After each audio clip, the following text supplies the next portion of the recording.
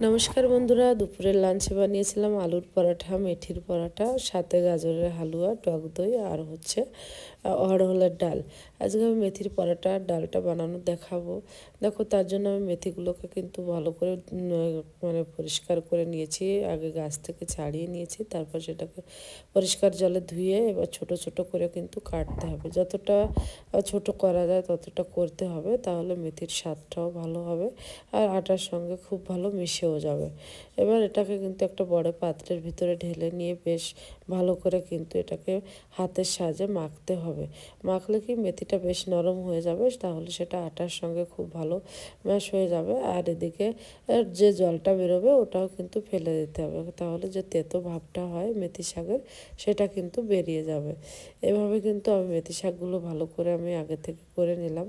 এদিকে আমার যতটা পরিমাণ আটা লাগবে আমি ঠিক ততটা পরিমাণ আটা নিয়ে নিয়েছি। তার ভিতর দিয়ে দিয়েছি পরিমাণ মতো লবণ, 1 চামচের মতো হচ্ছে তোমার মৌরি, হাফ চামচ হলদি পাউডার আর হাফ চামচের থেকে একটু বেশি শুকনো লঙ্কা পাউডার। এবার এটাকে একটু মাখিয়ে নিয়ে এর ভিতর দিয়ে দেবো সামান্য পরিমাণ সাদা তেল। তেলটাকে দিয়ে মাখানোর পরে এবার কিন্তু মেথি শাকটা দিয়ে দেবো। মেথি শাক আমি সবগুলো দিইনি, মানে অল্প কিছু বাঁচিয়ে রেখেছি, বাকি সবটাই দিয়ে দিয়েছিলাম। আর এটাকে কিন্তু আটার সঙ্গে খুব ভালো করে মাখাতে হবে। তারপর কিন্তু সামান্য অল্প করে পরিমাণ জল নিয়ে নিয়ে মেথি শাকটাকে খুব ভালো করে মাখিয়ে একটা ডো বানিয়ে নিতে হবে।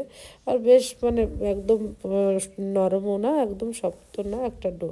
আর উপর থেকে তেল দিয়ে কিন্তু ওটাকে আধা ঘন্টার মতো ঢেকে রাখবো। এবার আমি ডালটা বানানোর জন্য দেখো আমি কড়াইয়ে দিয়ে দিয়েছি সাদা তেল, তার ভিতর দিয়েছি কিছুটা হিং সোমবারা আর দিয়েছি রাই আর জিরা। রাই মানে সর্ষে আর জিরে ফোড়ন। এবার এদিকে দেখো আমি পেঁয়াজ, রসুন, আদা আর টমেটো আর কাঁচা লঙ্কা কিন্তু চপারে দিয়ে একদম ছোট ছোট করে চপ করে নিয়েছি। এবার এটাকে দিয়ে কিন্তু লবণ হলুদ দিয়ে ভালো করে মশলাটাকে কষাতে হবে। যে কোনো রান্নায় মশলা যদি কাঁচা থাকে তাহলে কিন্তু রান্না যতই চেষ্টা করো কোনো স্বাদ হবে না। এবার দেখো আমি অরহরের ডালটা আগে থেকে সেদ্ধ করে লবণ হলুদ দিয়ে ভালো করে জ্বালিয়ে নিয়েছি, ফুটিয়ে নিয়েছি। এবার কিন্তু ফোড়ন দিয়ে ওটাকে দিয়ে দিলাম। এবার উপর থেকে জাস্ট একটু ধনেপাতা আর গরম মশলা পাউডার দিয়ে কিন্তু ডালটা নামিয়ে নেব। আর সত্যি বলছি, ডালটা এত টেস্টি হয়েছিল, মানে সত্যি মানে অভাবনীয়, খুব সুন্দর। এরকম ডাল কিন্তু যদি সাদা ভাতের সঙ্গেও খাওয়া হয় সেটাও কিন্তু খুব সুন্দর লাগে। ডালটা আমার রেডি। এদিকে দেখো মেথির পরাটাও আমি আধা ঘন্টার মতো ভিজিয়ে রেখেছিলাম। আলুর পরাটা বানাবো বলে আমি আর একটা ডো বানিয়েছিলাম। এবার এটাকে বেলে নেওয়ার পালা। এত বছর সংসার করার পরে, এত বছর ধরে রুটি বানানোর পরেও বিশ্বাস করো আমার এখনও রুটিটা কিন্তু গোল হয় না। আর কী করবো, চেষ্টা করেও পারি না।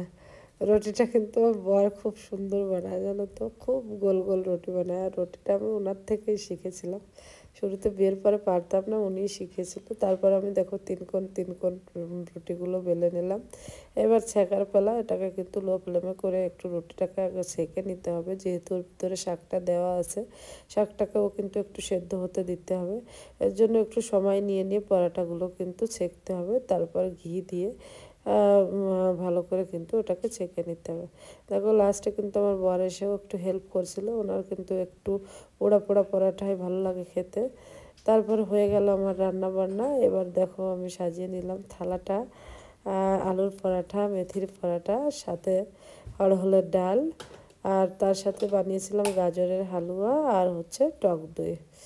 রান্নাটা যদি ভালো লেগে থাকে একটা লাইক দেবে, আর যদি কোনো ভুল হয়ে থাকে সেটা কমেন্টে বলবে, অবশ্যই চেষ্টা করবো সেটা শুধরানোর জন্য। সবাইকে অনেক অনেক ধন্যবাদ। ভালো থাকবেন সবাই। দেখা হবে আবার নতুন ভিডিও।